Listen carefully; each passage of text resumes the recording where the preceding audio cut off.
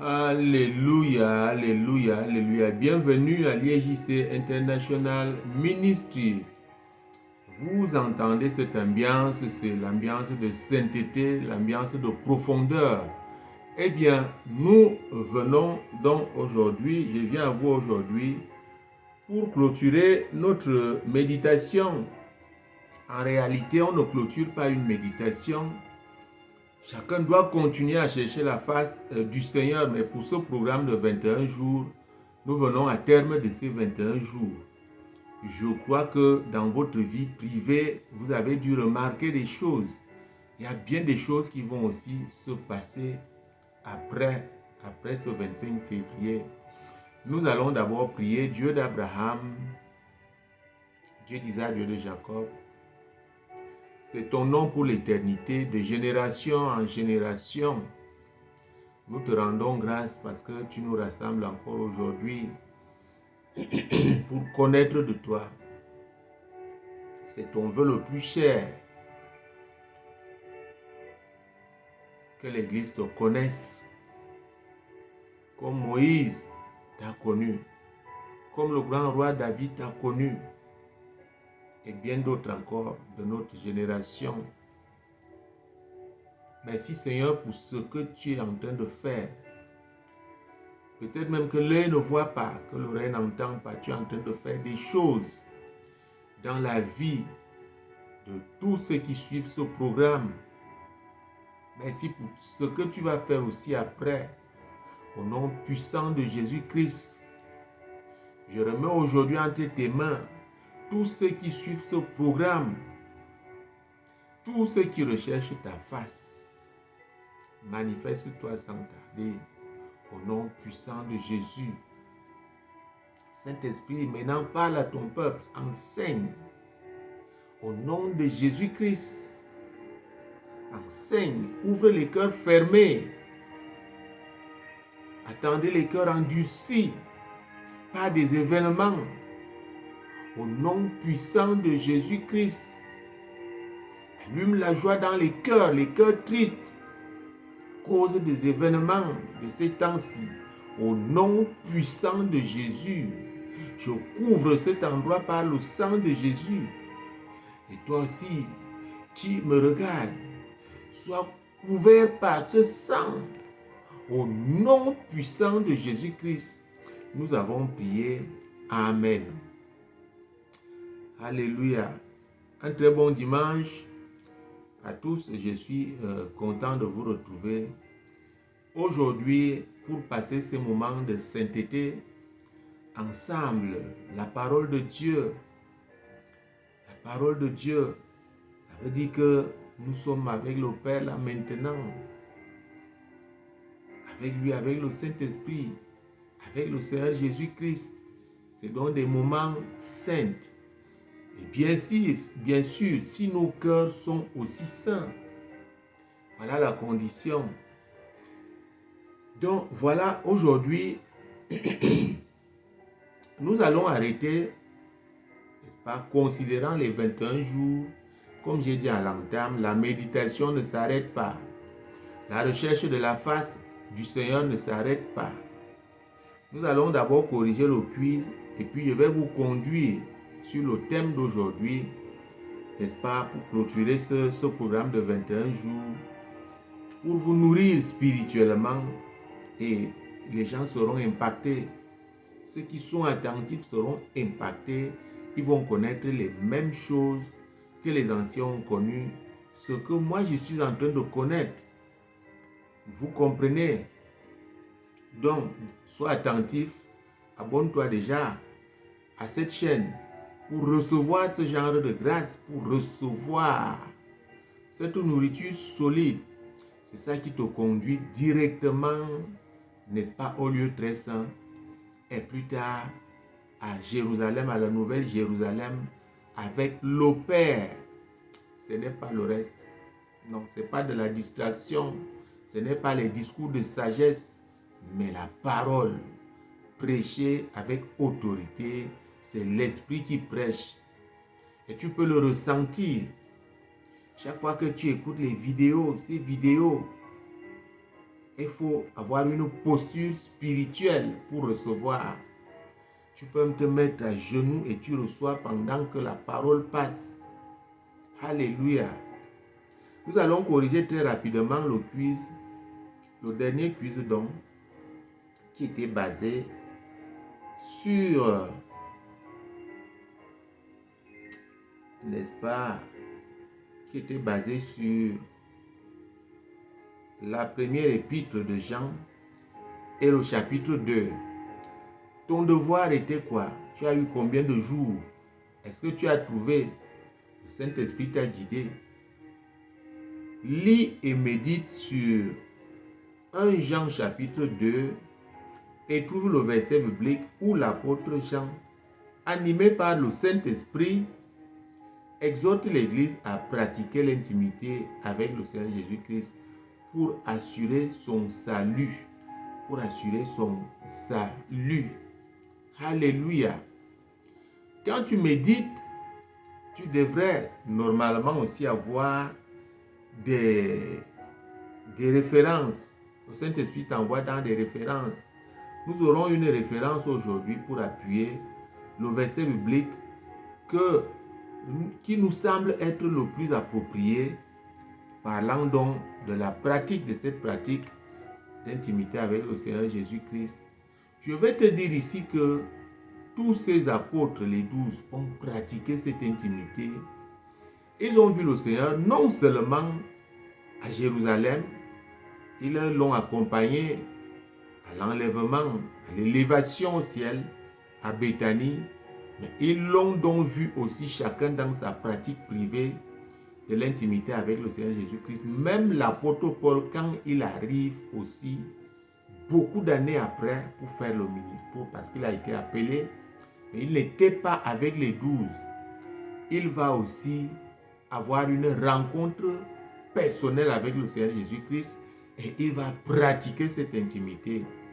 Vous pouvez lire tous les écrits de l'apôtre Paul et vous allez sentir ça. Il est allé au ciel. Il a reçu la révélation du combat spirituel.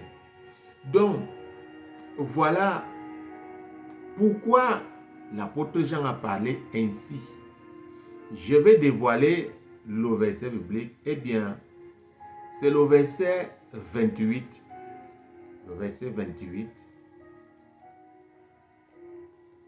de 1 Jean chapitre 2 que nous allons lire.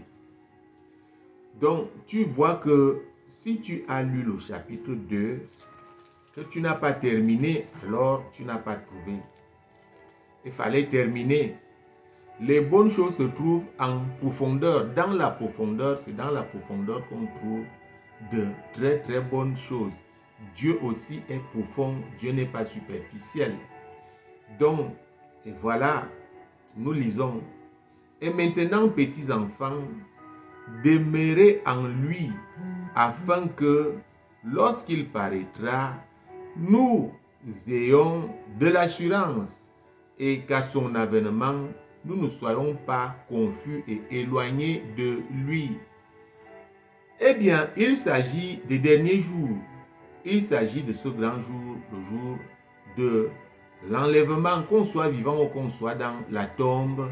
La Bible dit que même ceux qui partiront avant nous seront aussi les premiers à sortir des tombes, des tombeaux, pour monter au ciel, pour monter avec le Seigneur. Alors, si toi tu es aussi vivant, fais attention.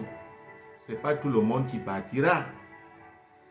L'apôtre Paul est clair, l'apôtre Pierre, Jean ici est clair. Il dit, demeurez auprès de lui. Ça ne veut pas dire aller forcément à l'église ou aller forcément quelque part dans ses réjouissances et tout le reste. Ça veut dire la pratique de l'intimité.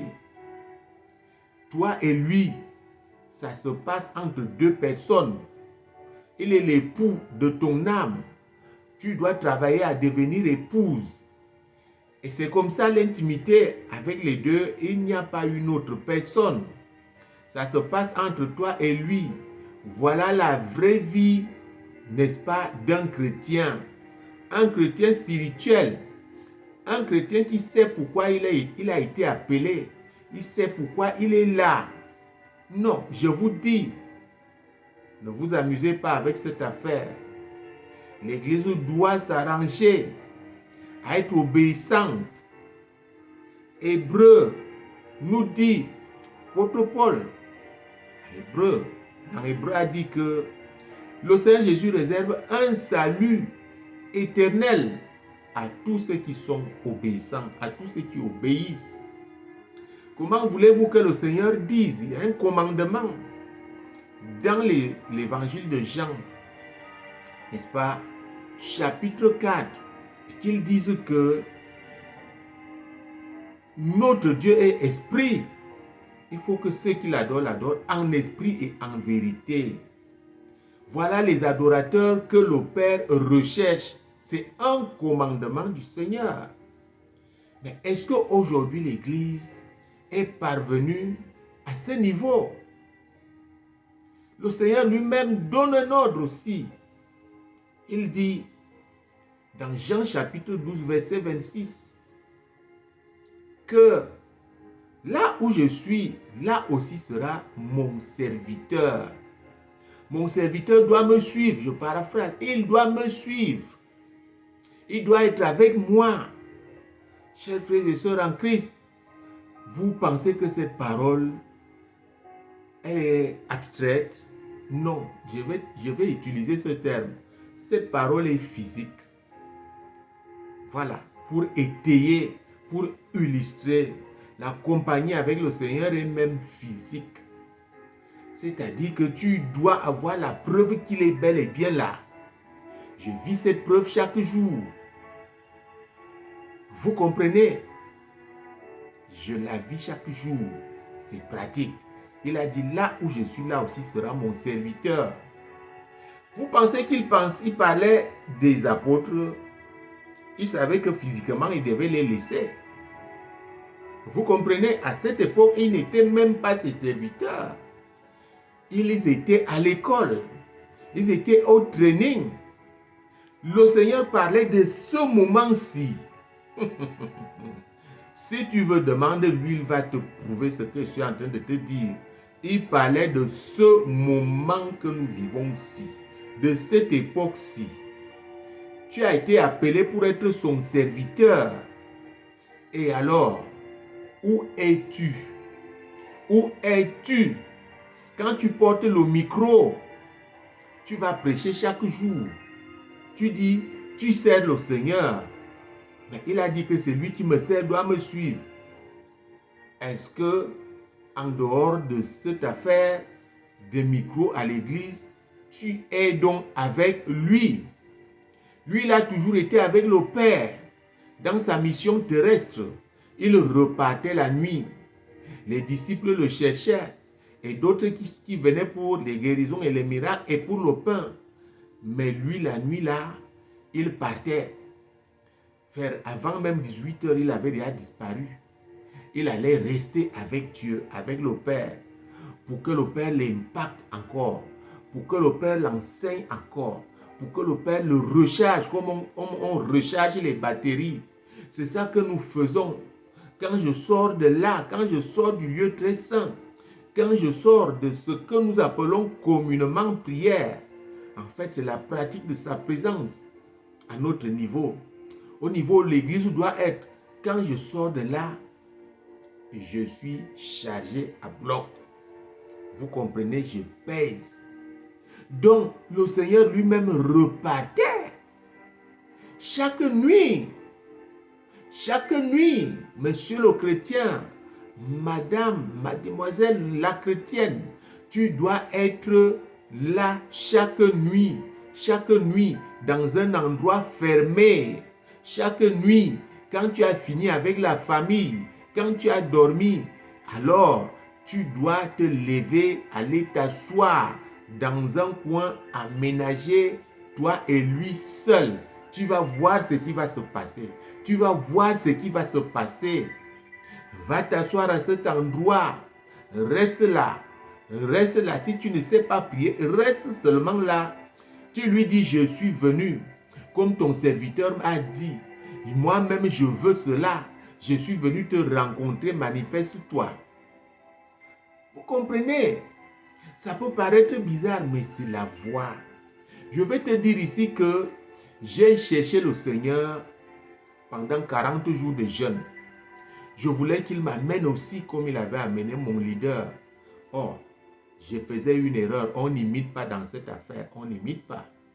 On prie, on lit, on médite, on prie, on s'assied, on attend, on fait comme il a demandé lui-même dans Matthieu chapitre 6, verset 6. Entre dans ta chambre, ferme la porte et prie le Père. Il te le rendra. C'est ça l'intimité avec le Seigneur Jésus-Christ. Vous croyez que c'était quoi? C'était cette affaire-ci que je te présente depuis 2020. Donc voilà ça. La référence ici, dans Jean chapitre 15 et le verset 4, le Seigneur a dit, demeurez en moi et je demeurerai en vous. Quand tu es né de nouveau, tu es chrétien, si tu as la grâce d'être enseigné, sache que le Seigneur veut que tu sois en lui. Parce que le jour que tu l'acceptes, il est déjà en toi, la présence de Dieu est déjà en toi. On doit t'enseigner pour être baptisé du Saint-Esprit, pour avoir l'Esprit de Jésus-Christ et lui appartenir. Maintenant, tu dois donc demeurer en lui. Ça veut dire quoi? Il ne doit pas te chercher. Il ne doit pas te chercher.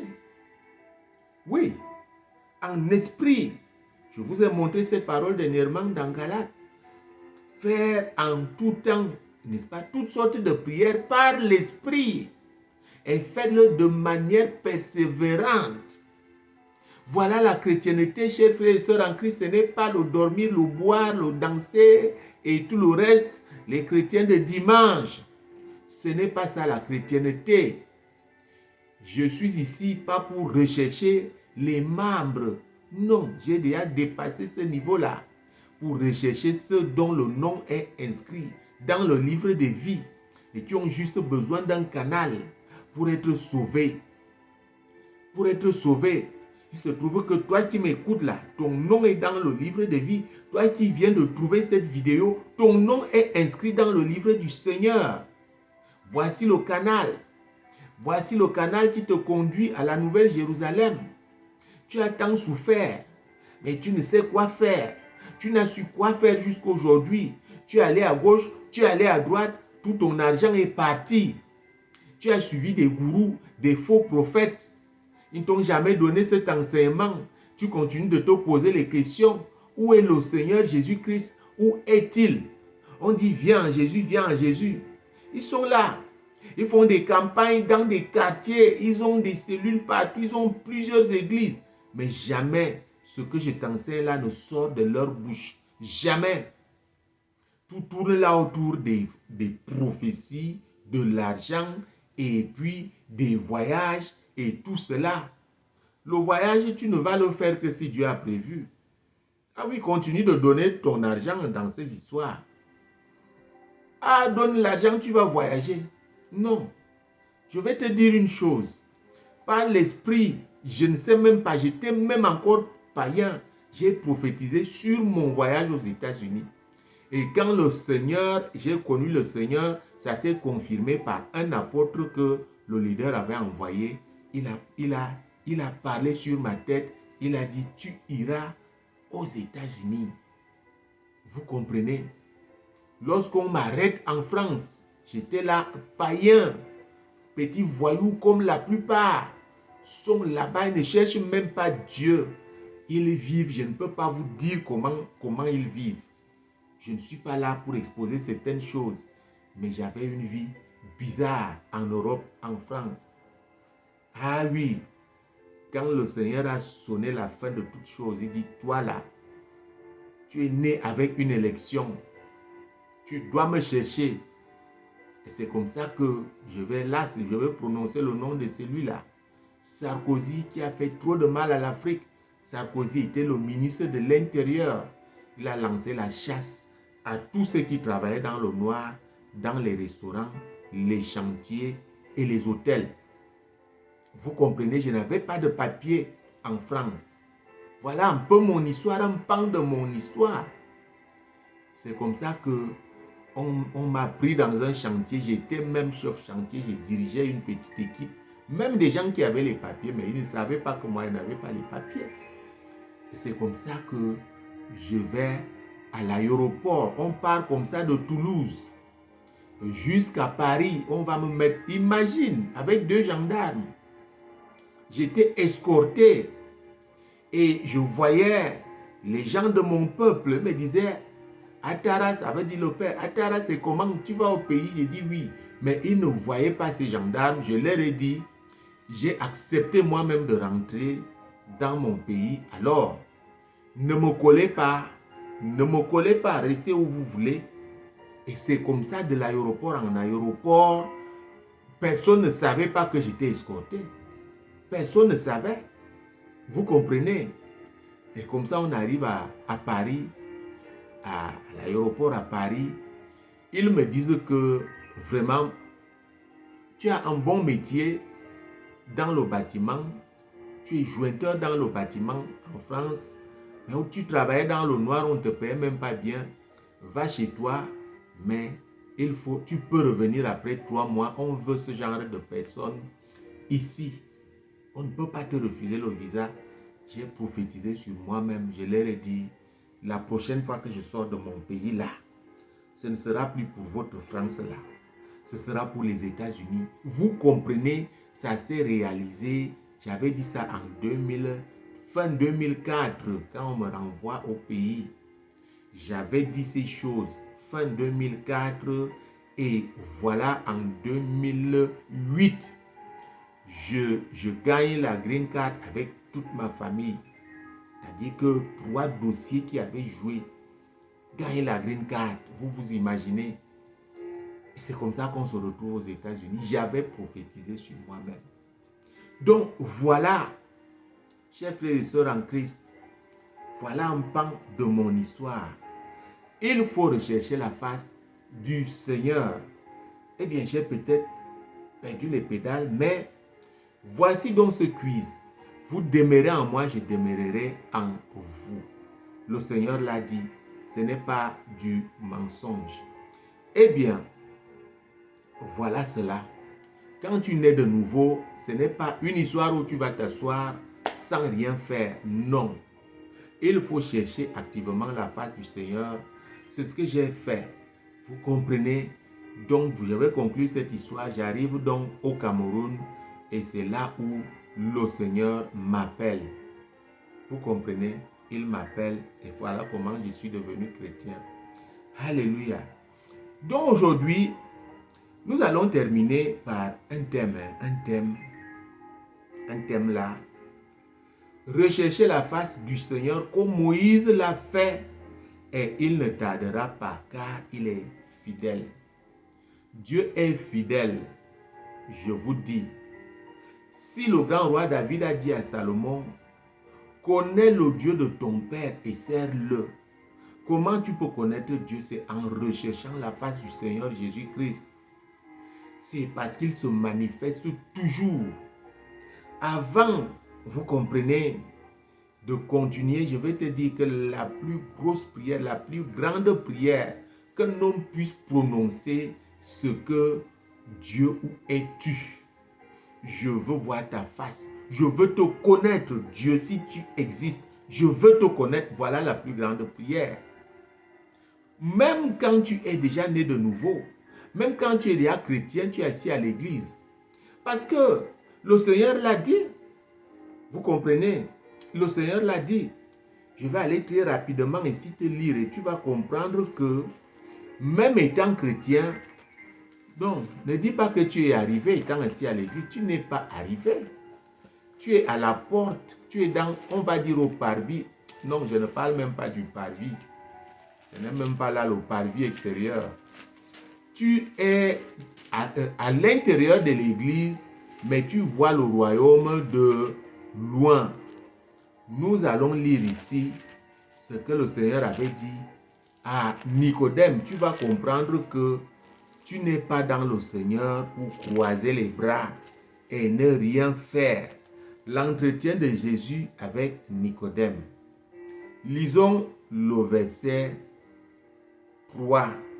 Jésus lui répondit, en vérité, je te le dis, si un homme ne naît de nouveau, il ne peut voir le royaume de Dieu.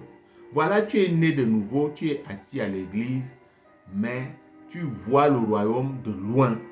Le royaume est c'est abstrait. Vous comprenez, c'est abstrait. Si un homme ne naît de nouveau, il ne peut voir le royaume. Donc, quand tu nais de nouveau, eh bien, tu peux voir le royaume, mais loin. Il est loin, ça veut dire qu'il y a quelque chose à faire. Ça se trouve ici dans le verset 5. Lisons le verset 5. Jésus répondit, en vérité, je te le dis, si un homme ne naît d'eau et d'esprit, il ne peut entrer dans le royaume de Dieu. Voici la preuve, chers frères et sœurs en Christ, que on ne naît pas de nouveau et on reste sans rien faire en disant ça suffit. Non, c'est les fiançailles avec le Seigneur Jésus-Christ quand tu nais de nouveau, quand tu entres à l'église. Voilà, il aime ce que je suis en train de dire là. Il est en train de m'envahir. Le Seigneur veut que tu cherches ta face, sa face. Quand tu entres à l'église, tu es né de nouveau. Le royaume est disponible, il est là. Tu le vois même à 2 mètres. Maintenant, tu dois naître d'esprit. Naître d'esprit, donc, c'est pratiquer l'intimité avec le Seigneur Jésus-Christ. Tu pratiques, comme j'ai dit tout à l'heure, jusqu'à ce qu'il se manifeste. Il se manifeste donc, et il y a ce qu'on appelle le ravivement. Il te ravive. Il te ravive. Tu t'es refroidi depuis que tu es entré dans la maison de Dieu. Tu n'as jamais trouvé le Seigneur Jésus-Christ. Alors, il voit comment tu le cherches. Il te ravive. Il envoie son esprit te raviver. Le ravivement est plus puissant que le baptême du Saint-Esprit. Ceci compte, même ceux qui avaient déjà reçu le Saint-Esprit. Vous pouvez trouver ça dans n'est-ce pas, je crois dans Jude, chapitre 3, verset 5. Vous pouvez, Jude, verset 5, je crois verset 5, vous pouvez trouver cela. C'est le ravivement, c'est le renouvellement du Saint-Esprit. Ça vient comme un choc électrique, c'est très puissant. Et c'est là, chers frères et sœurs en Christ, que tu es ravivé. Et ça correspond à la résurrection du Seigneur. Alléluia. Quand le Seigneur a ressuscité, il y a eu un tremblement, un grand bruit.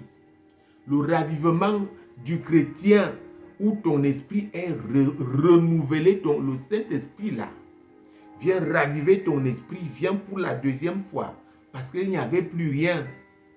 Ça correspond à la résurrection du Seigneur et cela se passe au lieu saint, dans les étapes de prière, la deuxième étape de prière au lieu saint.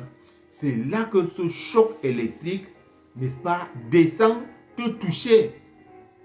Ça correspond donc à, n'est-ce pas, à la résurrection du Seigneur. Le Seigneur, on va dire qu'on va schématiser, on va dire que sa résurrection s'est passée donc au lieu saint. Et c'est là que le Saint-Esprit le prend pour l'amener maintenant, n'est-ce pas, spirituellement avec son sang. La Bible nous dit dans Hébreu, avec son sang entre les mains, il est entré au lieu très saint. Toi aussi, aidé par ces enseignements, par le Saint-Esprit, et c'est comme ça que tu dois cheminer. L'Église doit devenir épouse de cette manière-là. Tu arrives donc au lieu très saint. Alléluia. Et tu peux maintenant le faire chaque jour. Donc,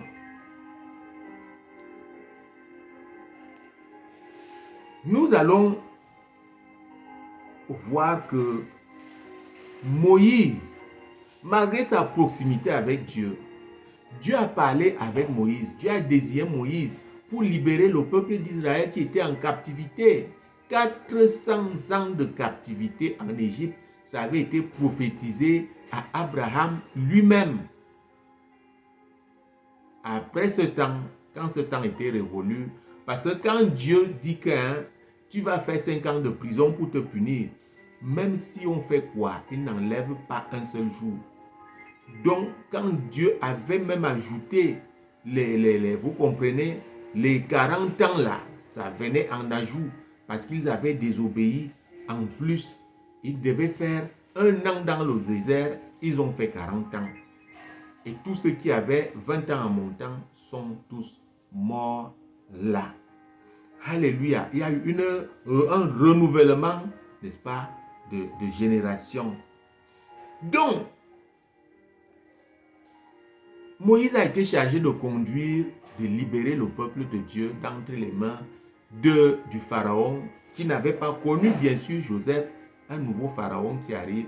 Et alors, il s'érige en hostile, c'est-à-dire que l'hostilité contre les enfants d'Israël qui s'étaient déjà multipliés, ils étaient déjà puissants. Dieu les a libérés à travers Moïse et son grand frère Aaron. Et voilà, n'est-ce pas, étant dans le désert, Moïse avait une pression terrible. Il y avait des faux enfants de Dieu qui étaient entrés dans ce groupe-là et qui ont incité Aaron à la création, fabrication du veau d'or, à pécher contre Dieu, et Dieu menaçait de les tuer tous. Et même pour avancer, les nations qui étaient devant eux, les nations qui avaient rejeté le Seigneur, n'est-ce pas, ne les laissaient pas passer, il fallait faire la guerre. À un moment, Moïse a prié donc. Écoutez cette prière, Exode chapitre 33, verset, avant ça, Moïse a passé tout son temps à rechercher la face du Seigneur. C'est ça que je voulais te montrer. Le Exode 33, verset 13, il a fait cette prière. Et je disais que c'est la plus grande prière qui existe. Maintenant, si j'ai trouvé grâce à tes yeux, fais-moi connaître tes voies. Alors je te connaîtrai et je trouverai encore grâce à tes yeux. Considère que cette nation est ton peuple. Moïse demandait le secours du Seigneur. Moïse savait que pour avoir ce secours, il doit le voir. Il doit connaître sa face. Il doit le connaître pour bénéficier. Vous comprenez? Regardez lui qui a été avec le Seigneur depuis l'Égypte. Le Seigneur lui disait, va, dis ceci à Pharaon, fais ceci, prends ce bâton, tape sur la mer et que les eaux se coupent.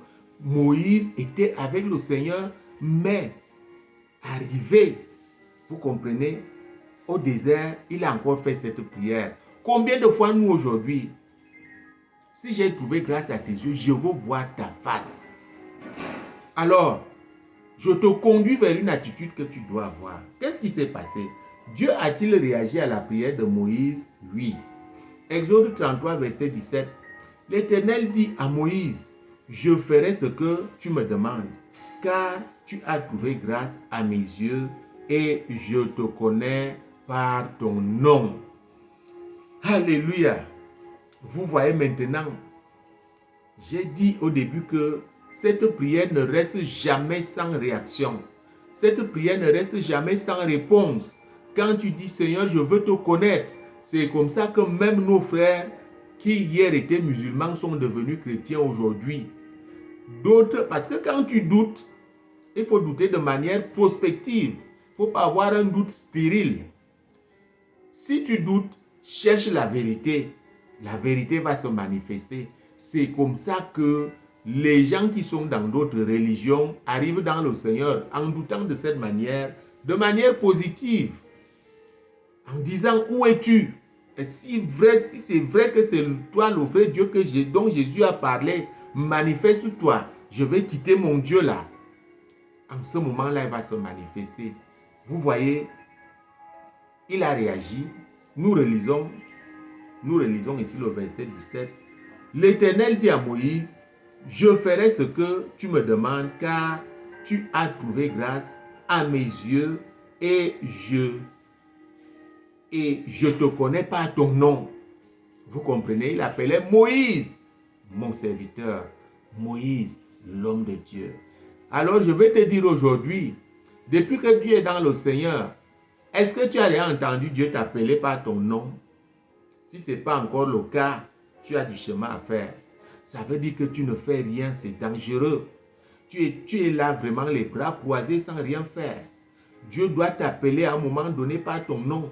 Ça se passe toujours quand tu as beaucoup prié là. Tu vas entendre. Il m'a appelé en 2000, oui. J'étais déjà arrivé au lieu 300. 2016, il m'a appelé Charles. Charles, j'avais déjà eu les noces avec lui. Il y avait un sujet, je priais en pleurant. Il m'a appelé Charles. Alors, tu viens trouver ça ici. J'ai fait des recherches et j'ai compris que j'avais trouvé grâce à ses yeux. Ça m'a beaucoup calmé, ça m'a reconforté, j'étais content. Moïse a donc reçu le oui du Père. Il a dit, je veux faire. Toi aussi, je te dis aujourd'hui, tu as passé 21 jours avec moi en train de méditer. N'arrête pas, continue. Le Seigneur a dit oui à tes sujets de prière. J'ai intercédé pendant tout ce temps pour tes problèmes. J'ai été devant lui. J'ai été devant lui, je te rassure. Ne perds pas la foi.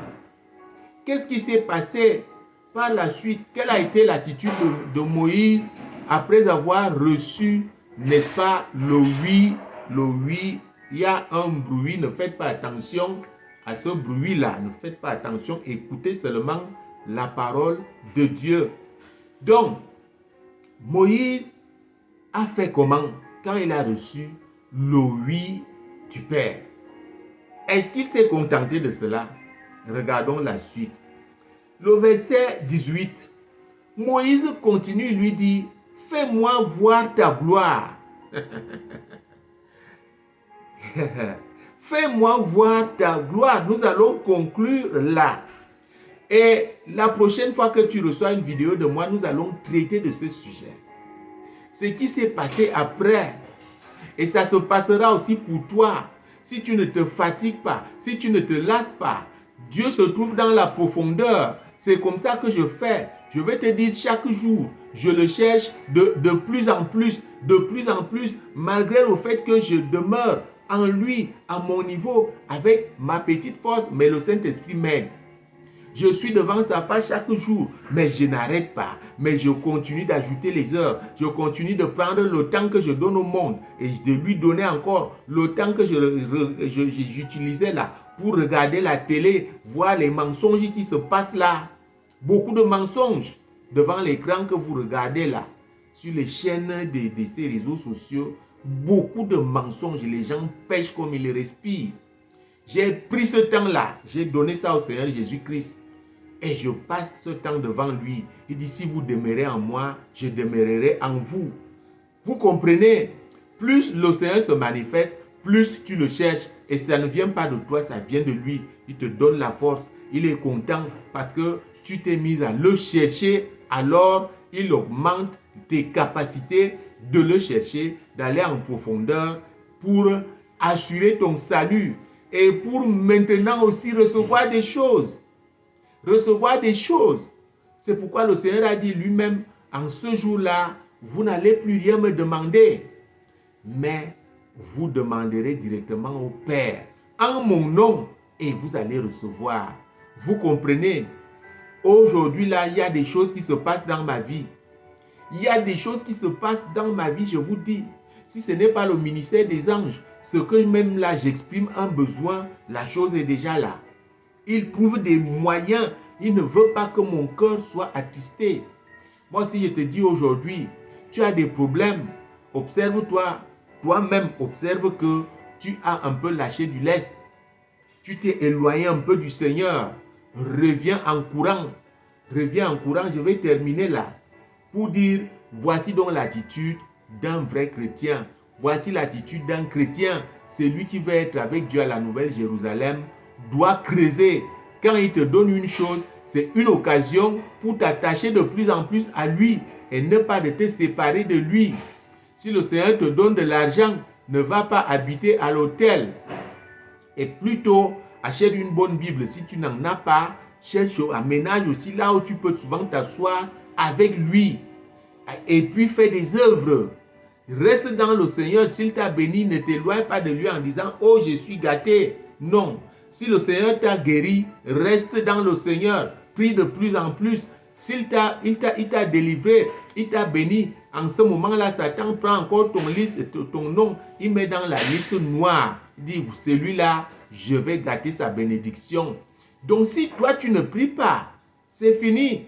Satan reprend la main, il gère ta guérison, il gère ta délivrance, il gère ta bénédiction. Alléluia. Donc, voilà l'attitude que nous devons avoir. Je vais prier ici. J'ai eu cette attitude, je l'ai toujours, je continue de creuser. Je vais prier que tu reçois cette impactation au nom puissant de Jésus. C'est tout ce que je peux te donner. C'est tout ce que le Seigneur te donne. Tu n'as pas besoin d'autre chose qu'une capacité pour le chercher, aller t'asseoir chaque nuit. Sans te lasser, quelque chose va se passer. Au nom puissant de Jésus-Christ, tu as été obéissant. Reçois au nom de Jésus. Reçois au nom de Jésus. Reçois cette impactation. L'impactation de l'intimité avec le Seigneur Jésus-Christ. Reçois au nom puissant de Jésus. Reçois au nom puissant de Jésus-Christ. Je vais souffler sur toi.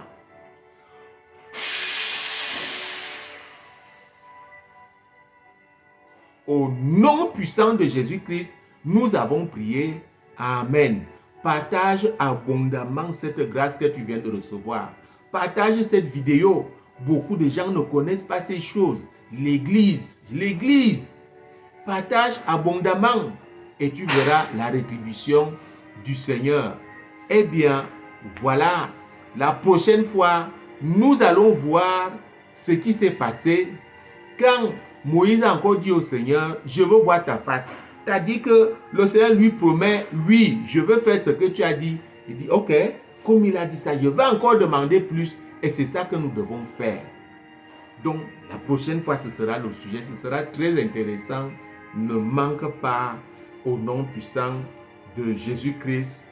Nous avons prié. Je ferai un effort pour que ce soit mercredi qui arrive là. Que le Seigneur vous bénisse. Au nom puissant de Jésus-Christ, nous avons prié. Amen. Alléluia.